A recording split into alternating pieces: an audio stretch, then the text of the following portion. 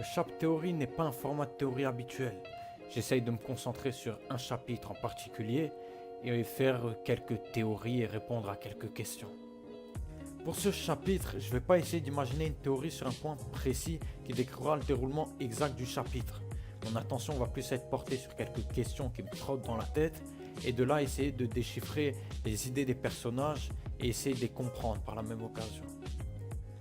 Commençons par les invités. On ne sait pas réellement s'ils sont au courant ou non pour l'assassinat massif que prépare Mama.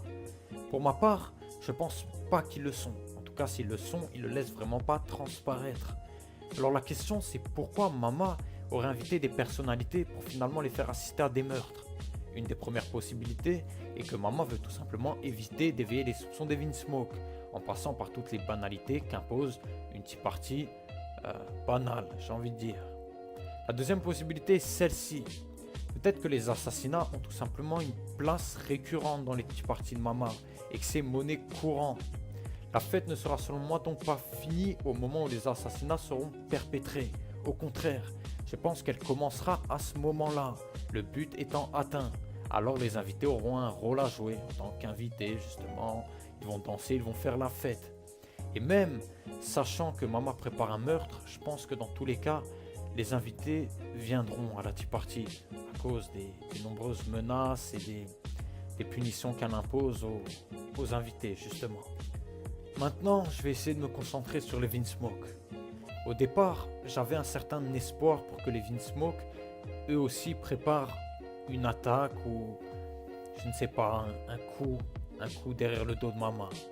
Mais j'ai rapidement changé d'avis après un moment de réflexion. Alors, on voit très bien que les Evin Smoke sont dans la gueule du loup. Alors, quand bien même ils préparent quelque chose, la flotte de Big Mom s'écraserait sur eux en moindre geste suspect.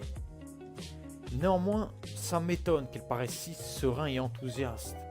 Les Tea Party de Mama ont, je pense, une certaine réputation. Alors, je pense qu'ils ont déjà entendu, peut-être que Mama a perpétré des meurtres justement dans ce genre de Tea Party. Mais malgré ça, j'ai pas vraiment l'impression qu'ils prennent au sérieux ce genre de menaces et qu'ils sont à fond dedans et qu'ils pensent à une seule chose, c'est agrandir justement leur empire.